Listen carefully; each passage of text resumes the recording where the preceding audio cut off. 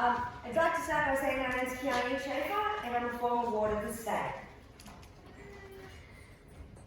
I just want to say what a blessing it is to be here today because I'm standing in front of some of the most strong young people in Australia, so thank you.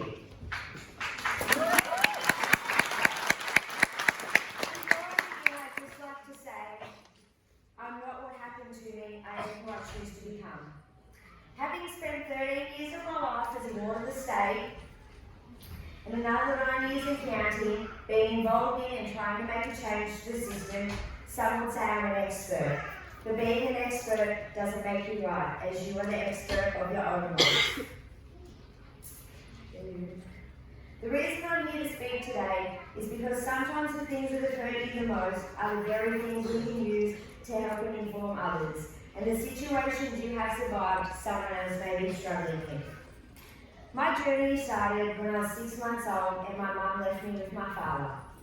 I was then taken from my biological father and stepmother when I was 5 years old, and for very good reason.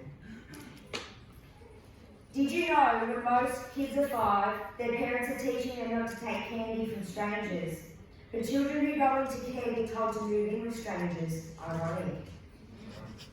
And yes, I did go to a family of strangers, so to speak, but I was lucky.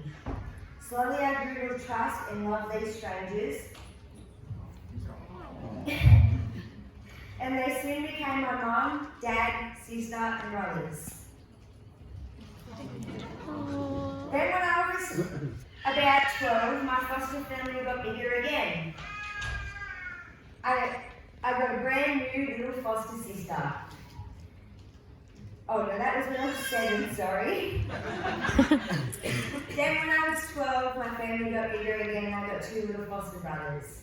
This is still my family today, so when you hear me say mum or dad or talk about my family, I'm actually referring to these people.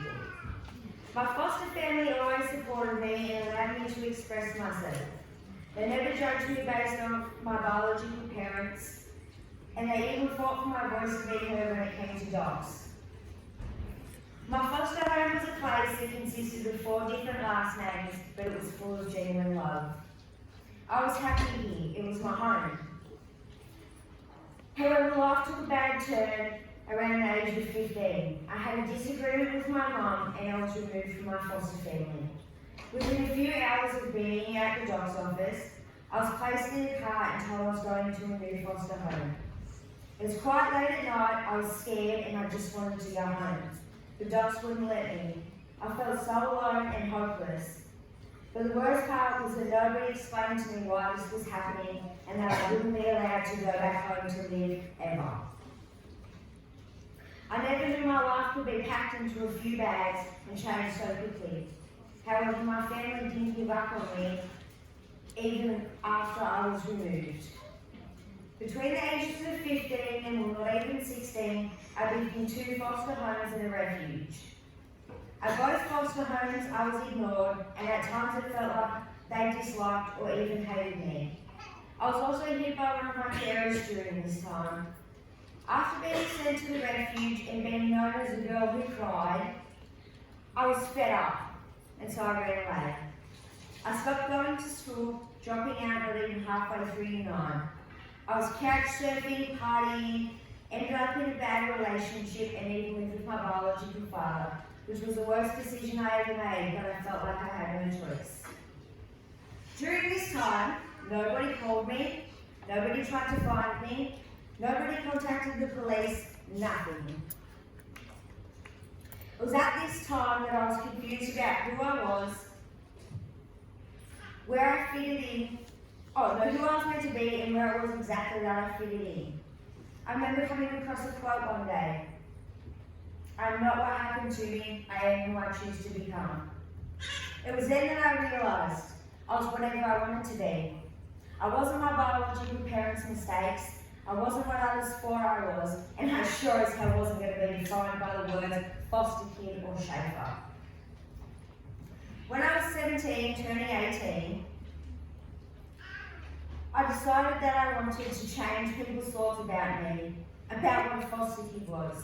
So with the support of my mum, I contacted docs and asked them to call the refuge because I was young then In fact, I actually think I demanded it. Because this time, I was doing things my way. The day after I arrived at the refuge, I enrolled in school. Yes, an actual high school. And I received my Year 10 certificate on my 18th birthday. I was the first person in my biological family to complete my Year 10. But then I hit yet another problem. I was 18, and everyone here knows what can happen to an 18-year-old foster kid. Yep, that's right, I got kicked out right after Christmas. I had nowhere to go once again, although I did spend Christmas with my family. But docs informed them that if they allowed me to live there, they would remove my foster sister and my foster brothers from my mum and dad's care. I thought this was unfair as we'd all lived together before. Docs took me away, but according to docs, they were not my family. You see, from around the age of 12 to, well, even now, I've managed to dislike and disagree with most things about the foster care system. My caseworkers, of which I had many, their managers, also quite a few. Some of my carers, contact visits, you name it, I probably dislike or disagree with it. I think that's because I knew from quite a young age that none of the people who were supposed to help me, or said they were helping me, were actually helping me. How can you help if you don't hear what I say, or if you decide to change my words to suit your version of me? The only people I felt were actually on my side always was my mum and my dad. Others were stigmatising me, ignoring me, basing my future on my biological parents' failures, and I meant everyone. My mum and dad did try to help me, but there wasn't much they could do. As I said before, docs who had all the parental responsibility and all the power no longer considered them part of my life. I was just supposed to forget them. They raised me. Doesn't that mean anything? During my time in care, I didn't know anything about my biological mother, or even who she was, just a name, but docs knew. It felt like I had my right to know my mother taken from me. It felt like I had my life ripped out from underneath me, and I felt like the only person I ever had was me. I used to try and hide the fact that I was a foster kid, because people would constantly judge me, or act like I'd done something wrong once they knew. What made that even harder was that most people in the town where I grew up knew who my biological father was, and so they also based me on him. During my time in care, it was like the system that was supposed to protect and support me had let me down. I mean, some of my caseworkers, other workers, and all people in general were just waiting for me to fail. Constantly telling me I'd be nothing, I'd end up in jail, or whatever else they had to say, but I always knew they were wrong. The only person that truly knows you is you. And if you believe in you, then so will someone else. No child deserves to feel alone, unloved, unprotected, and hopeless. And no parent of any kind deserves to feel as though they don't have a right to protect the child they love and care for. You know when you have an idea of who you want to be or where you want to go, but you're afraid? That was me. I was afraid because I thought life was stacked against me. And I was afraid because I didn't think I'd ever overcome the tag foster child. Then I thought, hang on a second. My very existence is defying the odds. I stopped being afraid when I realised, hey, I'm a fighter. I mean, I can survive anything. I survived the first 5 years of my life. I survived the journey from age 15 to 18. And so I just kept telling myself that. Every day I wake up and remember, I'm a fighter. I felt like after everything that had happened in my life, there was nothing that could stop me from getting where I wanted to be. I remember doing my leaving care plan, and when docs asked me about education, I said I wanted to study psychology at uni. I actually got my leaving care plan, and next to education it said, Certificate in Community Services attained. Again, they were not hearing me or understanding, and they were underestimating me. The reason I mention this is because after my 18th birthday in the new year, I met my stepson and my current fiance.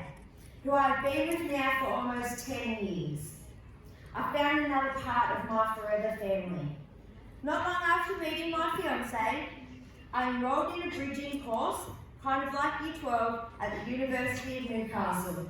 And upon finishing, that's right, I applied to study psychology, a Bachelor of Psychology honours.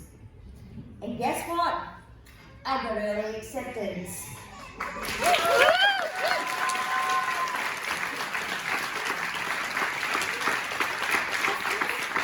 I still study this today and am the only person in my biological family to have ever attended university.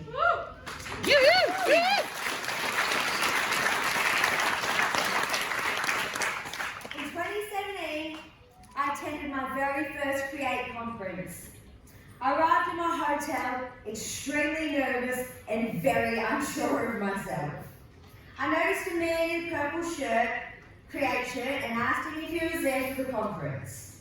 He said yes, and after chatting for a while, he asked me if I was a young consultant. I had no idea what that was. And so I just replied, no. He simply responded, okay, well all the young consultants and myself are coming upstairs for free pizza. Join us. Free pizza. Of course I joined them. After the pizza, I asked the man that I met before in the purple shirt if I could help at the conference like the other young consultants. Unfortunately, he told me I'd just dogged myself in. And then I said, what do you mean by that? He said, no one asks if they can help. The next day, he made me an unofficial young consultant.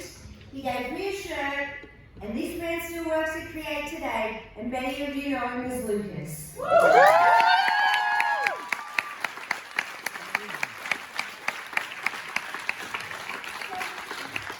Lucas, I'd like to take this second to say thank you. Thank you for being one of those people who supported me and that believed in me and continues to believe in me to this day. After the conference in 2017, I wanted to be a young consultant so bad that I contacted Create constantly. I ended up attending all 3 Speak Up training courses with every Create worker I met believing in me, especially Hope and Jordan. But unfortunately, they have left the New South Wales Create team.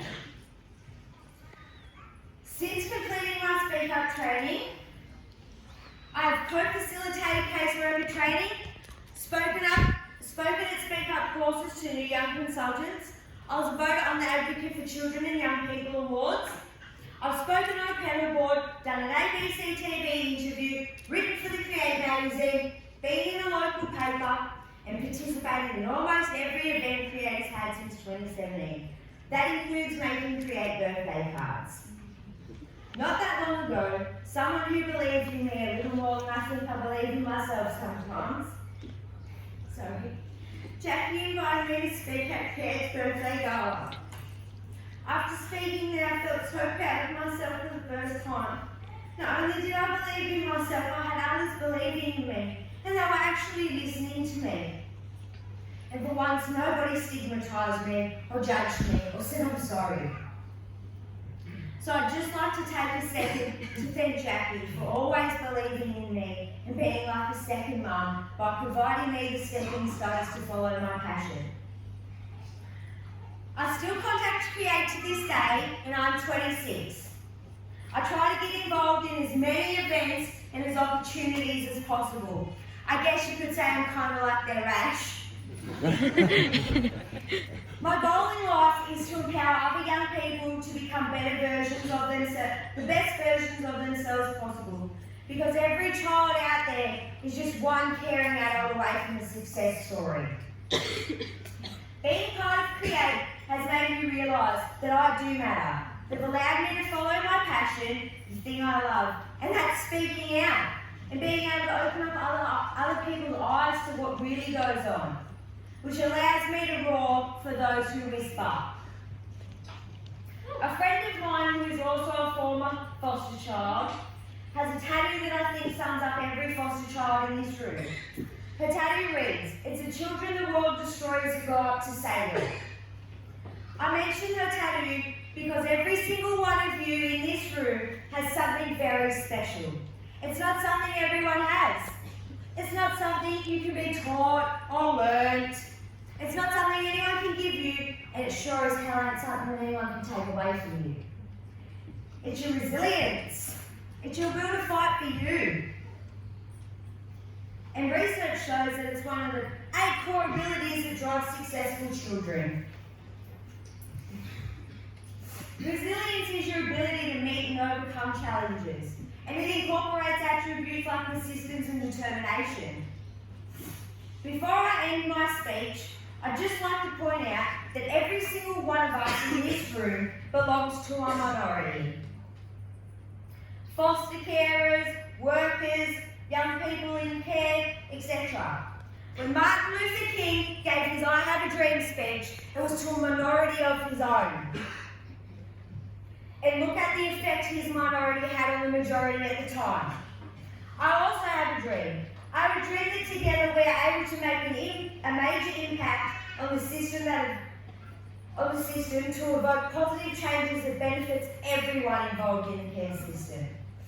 I'd just like to end by saying it's because of people in my life, like my mum, my dad, Jackie, Lucas, Moira, the whole Create team, Hannah, Steph, my fiance Peter, and my stepson Ben, and my friends Josh, Ali, and Joe, and sorry, I forget your name.